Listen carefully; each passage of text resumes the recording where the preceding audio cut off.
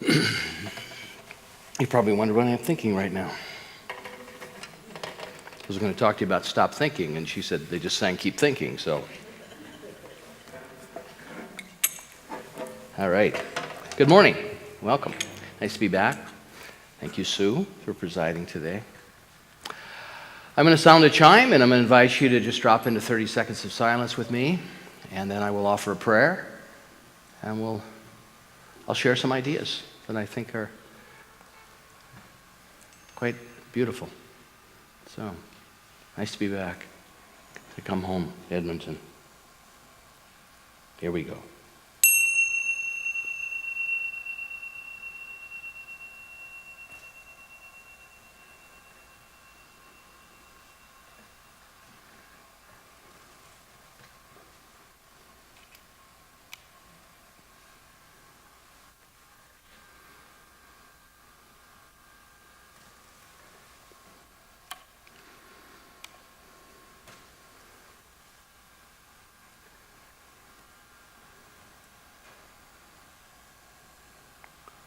In this very room, there's quite enough love for all the world.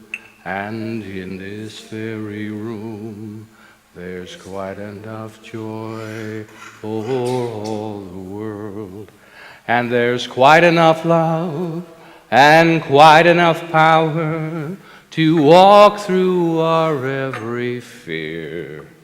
For Spirit, one Spirit, is in this very room, in this very room, in this very room.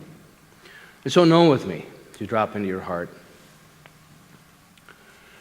I invite you to drop into your heart. Your heart is the pathway to the absolute. And it is the foundational piece of what Dr. Ernest Holmes wrote about in 1926 in the Science of Mind textbook.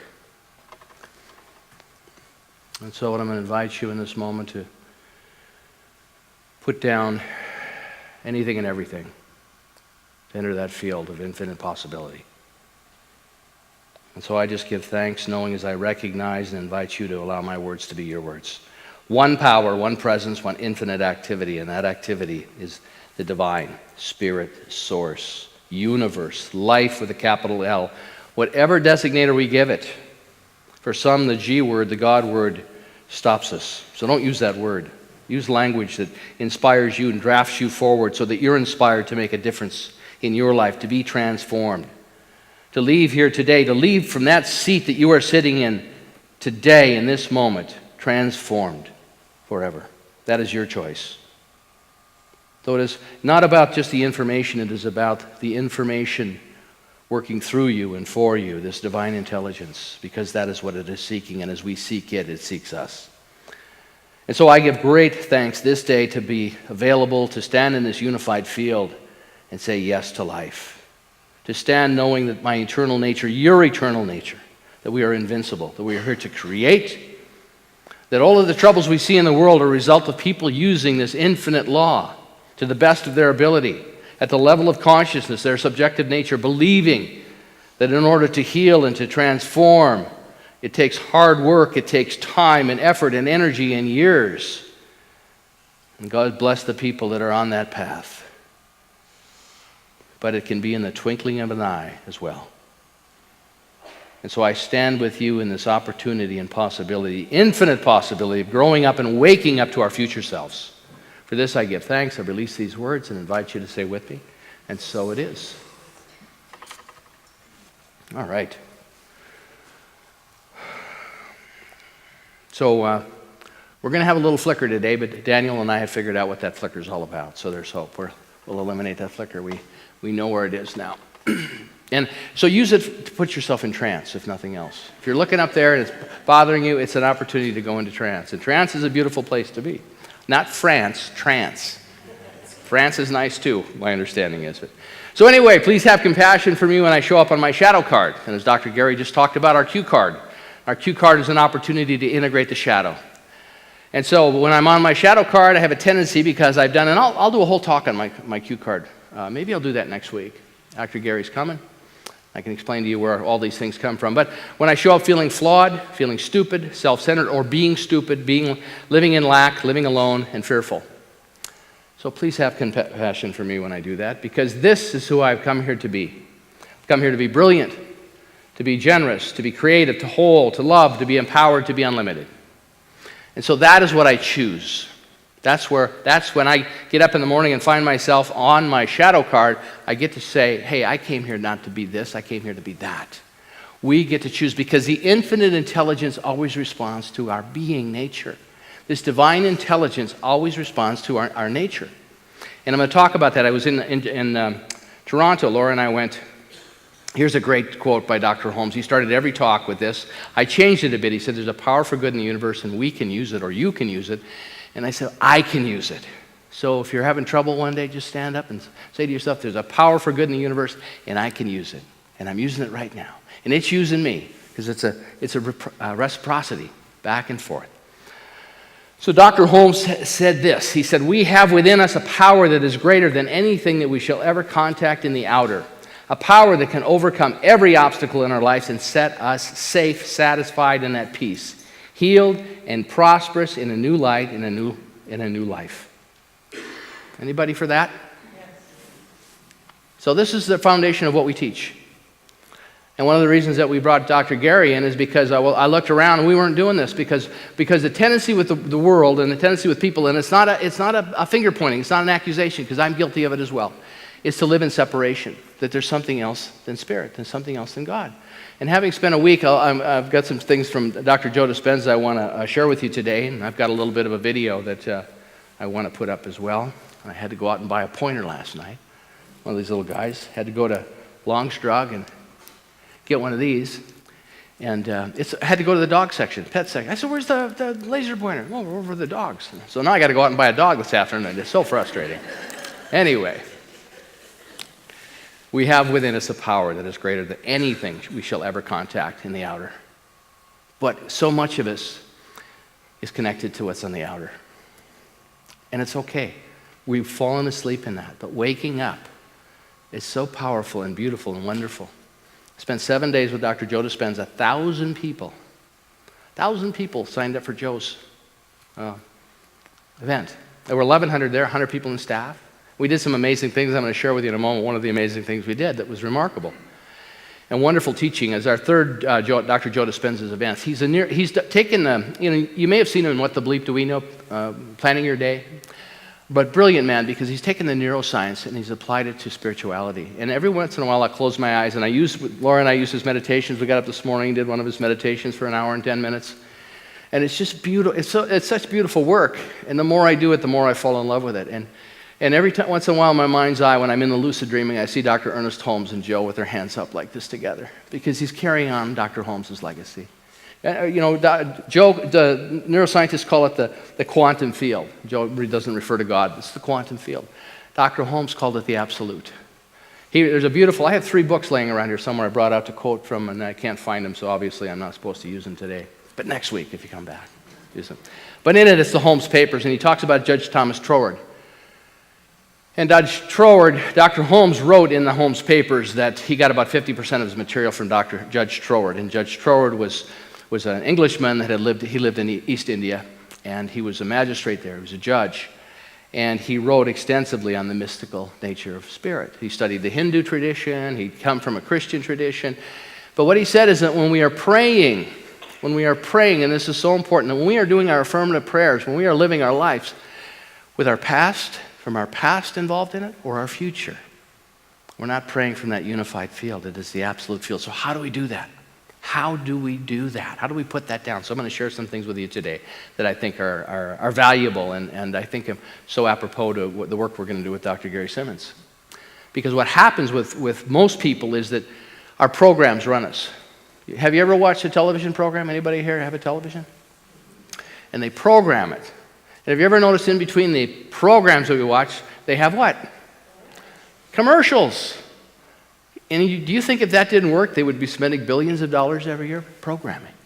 So we had practices there, and I know there's a few folks in our community that have spent time with Dr. Joe, but Dr. Joe would put us in trance. And then he would bring out our mind movies. Remember mind movies? Lil did a couple workshops. We're going to bring mind movies back. We'd go into trance, watch our mind movie. Go into trance, watch our mind movies. What we do and watch television, and then they show you the Chevy commercial or they show you the Toyota commercial, is we're programming ourselves. Geez, to be fulfilled, I got to have this. I'll feel better if I have this. Oh, it's cold and flu season. Guess what we create? Geez, if it's cold and flu season, I got to get along with everybody. It's the season for colds and flu. Should I do cold or should I do flu? Maybe I'll do both.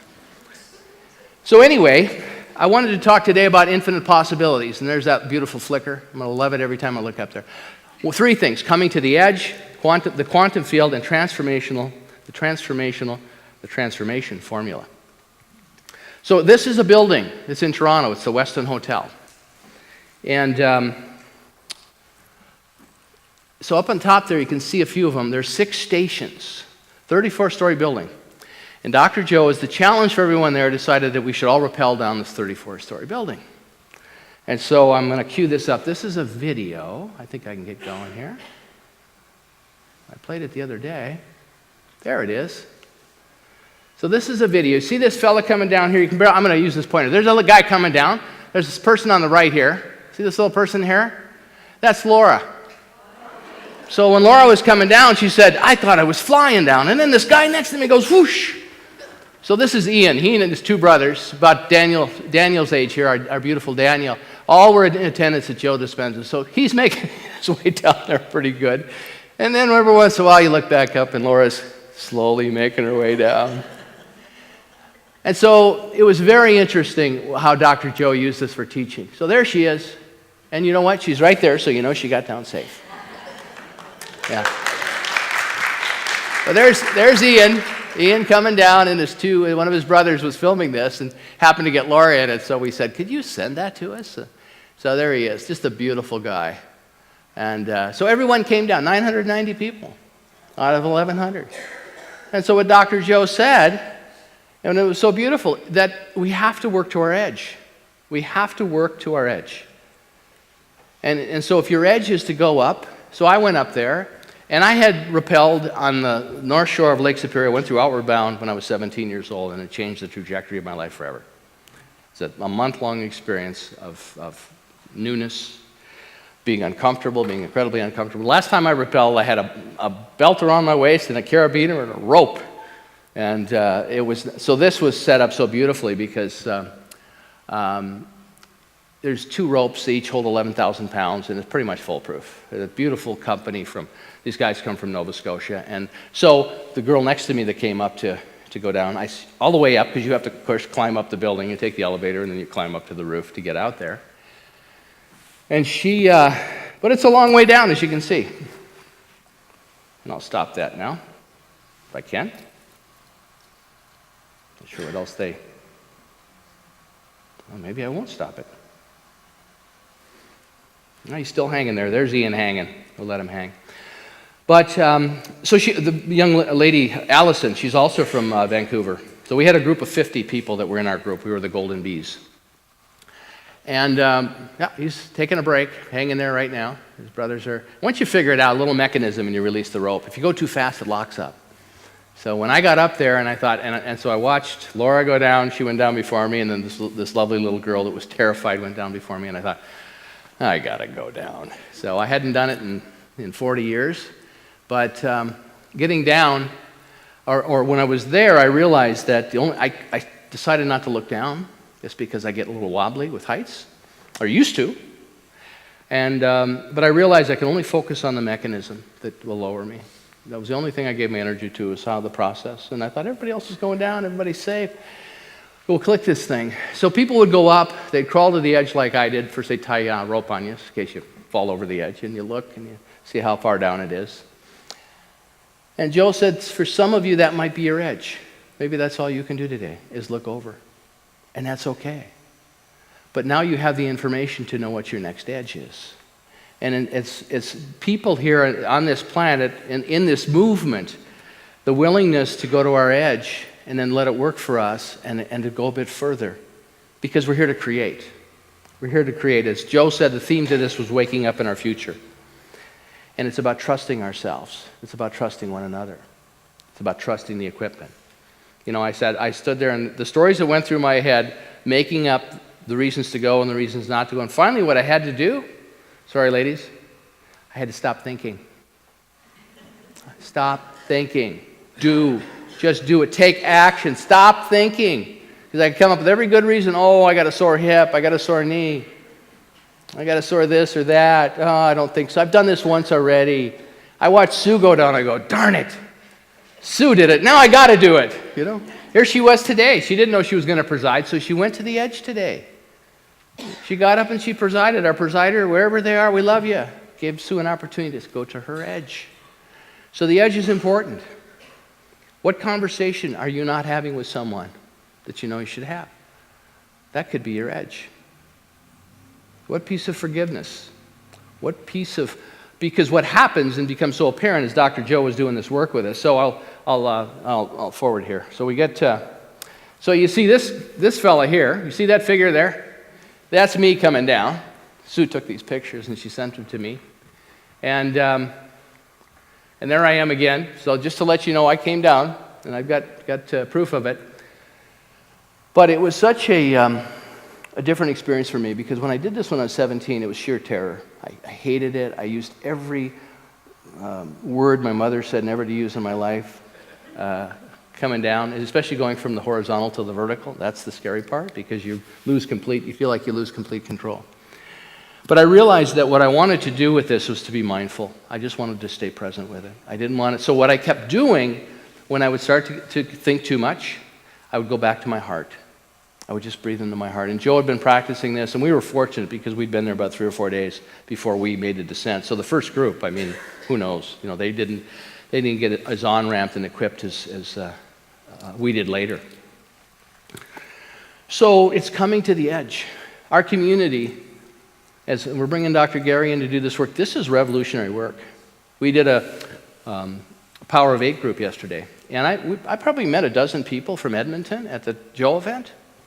Now we're selling these Grey Cup raffle tickets, right? We've asked everyone if they could sell, 15 tickets? 15 tickets. Everybody sell 15 tickets. We're not doing well selling 15 tickets. In fact, what we're doing is we're demonstrating lack.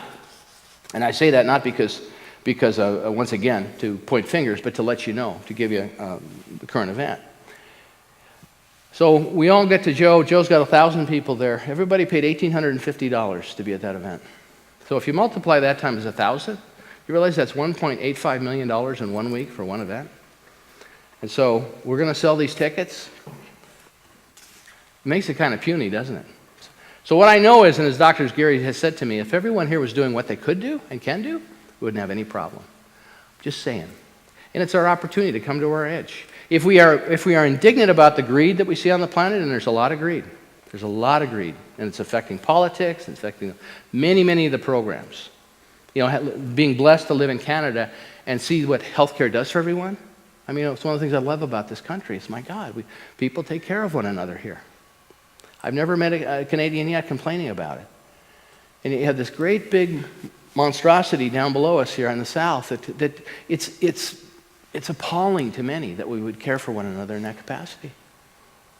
45,000 people, I think it's whatever the period of time is, it's thousands of people die every month because they don't have any health care. And nothing's done. There's more than enough. There's more than enough. And part of this journey is when we understand how we can create, how we can transform consciousness, this is our opportunity to come to the edge as a community. So the quantum field that I want to discuss with you today, the quantum field, Dr. Holmes called it the absolute. When we pray from the absolute, so I'm going to tell you, we're doing the foundations class right now. We got a great group of people. We got 9 people. They're committed, and it's wonderful. That class is so wonderful, but the key point is there's 5 steps in affirmative prayer. There's 7 steps if you do the affirmation in denial. There's 5 steps in affirmative prayer. One is the recognition of the absolute, or God, or spirit, or source. You got to recognize it. You got to look out and go, there it is. There it is. Look within, find it, make it an experience. That one life is my life. I'm going to tell you right now, that second step, you don't get that second step down, the rest is just announcing. It's just empty words. It's begging and pleading. I was raised in a tradition where prayer was begging and pleading. Please, God. Please. Because I didn't want to go to hell. because that was the consequence. And then every once in a while you make a mistake and you go, God, I got to go, what do I do to this? Because now my soul is tarnished. David Hawkins tells a great story about that. So to get to the quantum field, as Dr. Joe so brilliantly says, we have to put down our body. We become no body, no one, no time, no space, nowhere. And it's possible to do that. It's possible to do that. When we go to our heart, when we're confronted with going down the rope, because the mind will tell you, oh my God, your body's going to be destroyed. Who are you? You know, all this stuff. It's a long way down. All of the arguments. To enter that quantum field, so what it requires is to relax. To turn our attention there and relax. To stand in the poise and the resilience, the beauty and the possibility. Someone sent me an article yesterday about the U.S., and it was all about how all of the systems had failed. And I would agree with this article. And that we train people in the U.S., the pattern now is to train people to get their education, they go out and become a hedge fund manager. And so when you read that article, it's an article of separation. It's an article of absolute separation, so I can read it and I can identify with it and agree. And where we've gone off the rails, it's about me, me, me, me, me, me, me. And it's all the language of separation. So rather than judge it, to realize that that's what's going on there and understand it. Because we can take our past, our programs, which is our past, run 95% of our thinking and our way of feeling. Most of us live in our programs all the time. So when you pull yourself out of your environment, when you're no longer in your home and you're having an opportunity to be challenged and to learn new things and have new experiences energetically, which is what Dr. Joe was helping facilitate. And my vision for our community is we do the same thing. We piggyback on what he's doing because it's so powerful and potent. Otherwise, our programs run us. And most of it is unconscious. So it's waking up. It's waking up to our future self. So no time, no one, no to linger in this field. Conditioning our bodies. Our bodies are our subconscious mind. This is the work that's going on right now with this research. We trap this energy. We trap the memories and we hold it in our body.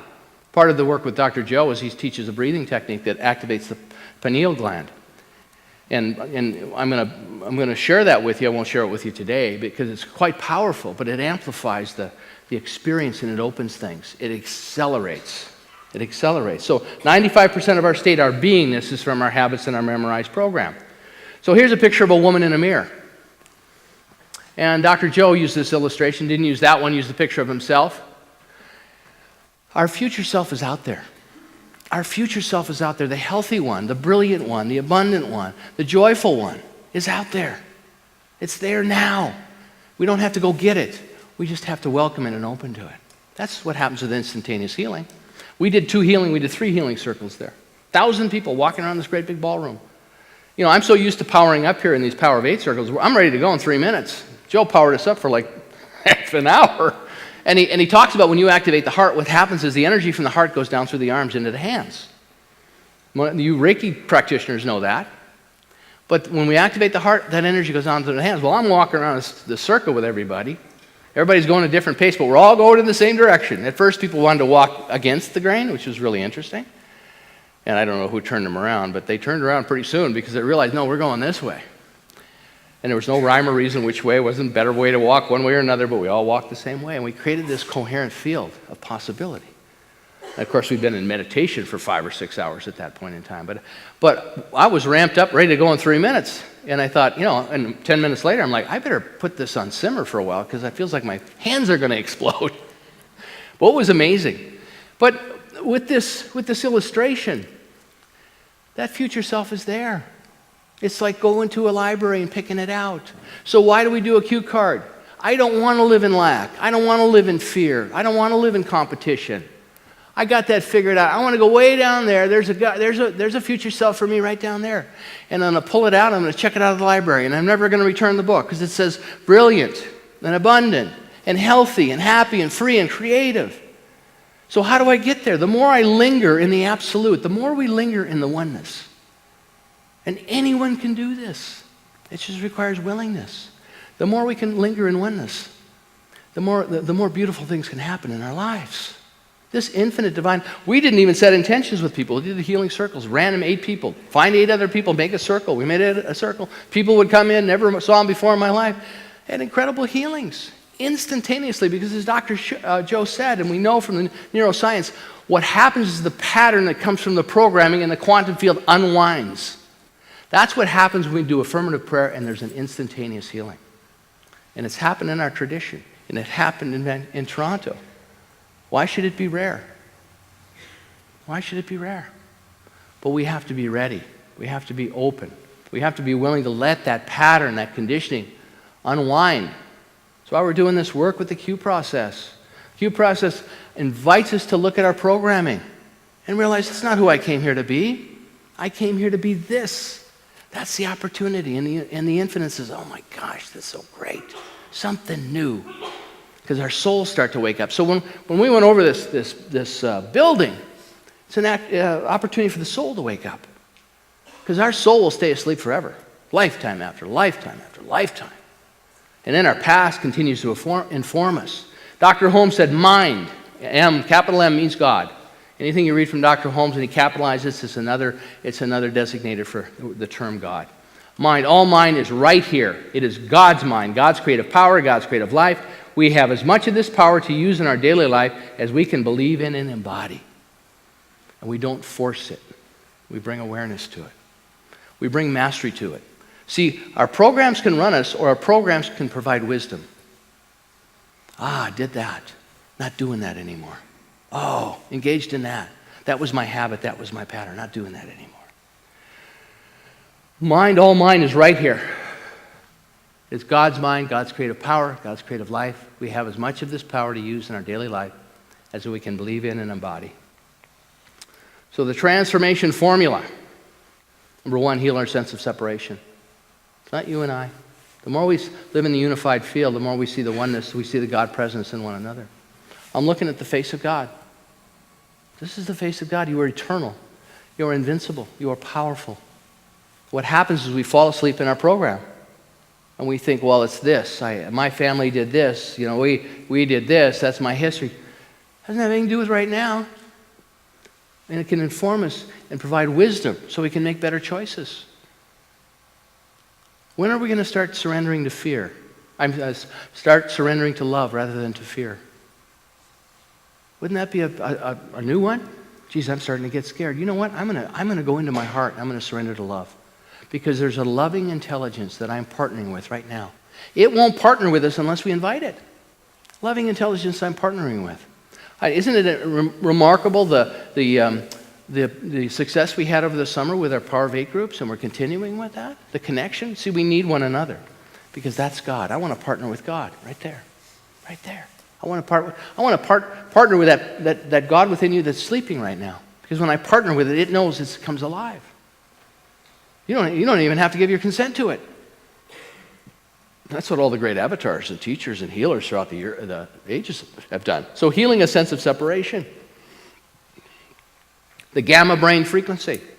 There's a new frequency that they're studying, or it's always been around, of course, but it's like electricity. We didn't know it existed until a few people started developing the technology. But the gamma ray, what Joe does at each event is he shows the gamma ray that the people go into this brainwave pattern. It's not alpha, it's not beta, it's not delta. He would keep us really tired there because when you're in the delta state, that you can walk through the doorway more readily because the melatonin is so high. So Mel puts you to sleep, as Joe says, and serotonin wakes you up. So Sarah will wake you up and Mel will put you to sleep. I like that. I can remember that. But we would meet at 4 in the morning. So Toronto time, that's 2 in the morning here. So it was early. But what it does is when you're in that, and Joe said, just be goofy with it. Just be tired and goofy. I thought, I can be tired and goofy. Otherwise, you get tired and crabby. Anybody ever get crabby when they're tired? Yeah. Try tired and goofy. But it was just beautiful. It was a beautiful experience because he lets you linger in it. And then he keeps taking you into that state back and forth and back and forth. It's like, oh my God, this is incredible. Laura and I have been getting up, not at 4, but we've been getting up pretty early and doing this meditation since we got back. And it's just amazing. Just remarkable. To fall in love with our future, to fall in love with a meditation practice like this is just phenomenal. Stop listening to the frontal lobe, the busy mind. Got to do this, got to do that, got to be that. That's no mind, no body. That 95% of the program, when you catch yourself doing it, says, stop. I'm going to dissolve this into the heart of unconditional love right now. Go to the heart. Stop the mind, go to the heart. We're so well equipped for this. So today's 3 ideas. Coming to the edge, we have to take action. It requires action. You know, in the Q, when you do your 21 days, if you did the Q process workshop and you didn't do the 21 days, you didn't do the Q. You just did the workshop. And we're not here, the Q is not to heal. Dr. Gary and I have had, we're not here to heal you. We're here to teach you systems so when you get triggered, you can go to it. And you can pull it close and go, look at this. For my whole life, I've lived in lack and limitation. Somebody was telling me about triggers that happened when I was gone, and I said, that's awesome, people got triggered. What did you do? Did you encourage them to go to a Q sheet? I mean, this is the kind of community that is healthy, that is growing up, that is resilient, because there's work out there. There's a whole planet out there of people telling you there's not enough. We got to get ours. Let's send more people to university, and we need more hedge fund managers. Really? I'll tell you the antidote for this too. My stepson, Max Levine, we went and visited our granddaughters in London, Ontario for a couple days. We flew. It's about a 25-minute flight from Toronto. Lovely. Never been to London before. Just a lovely little place. And here's a guy. So he went there. He's doing his fellowship in urology. So the plumbing. We all got to have plumbers for the body. So I just tell Max, you keep going, buddy. I might need you one day. Anyway, so he went there to do this fellowship, and they said, well, your first year you can do work on your master's, and but you won't be in the clinic so much. Well, lo and behold, he gets there, and the guy that's his fellowship guy is from Saudi Arabia. And guess what happened? The Canadian government and the Saudi government got into a fight. So Max went there and thought he was going to have a partner doing the clinical work while he did the research, and his Saudi partner got sent back to Saudi. So since he's been there in June, he's done 19 transplants. And, you know, he's as steady as can be. He's one of my heroes, this guy. He's just remarkable. So when I read articles about everybody's a hedge fund manager, maybe not. And, you know, we said to him, why did you get into urology? He said, because people suffer so much, and there's so much relief that can be done through certain things. But, I mean, this guy was raised in this tradition. His values are different than many. And to watch him go out in the world and do what he's doing, I'm so happy for him. And the life, and yeah, we miss our granddaughters, but it's so worth it to watch what he's doing. There's good people out there. It's not all gloom and doom, but it needs us. If we don't do this work, if we don't show up in the moment and realize that healing can be instantaneous and that we can be part of it, it's your responsibility and my responsibility, then we go back into separation, we go back into fear, we go back into lack and limitation. So as a community, I want to clear up enough energy so we can be productive and creative and generative and healing. We're a teaching of healing. Dr. Holmes started this because the medical technology at the time was not so advanced. And there's still a place for it. But it is the shifting in consciousness.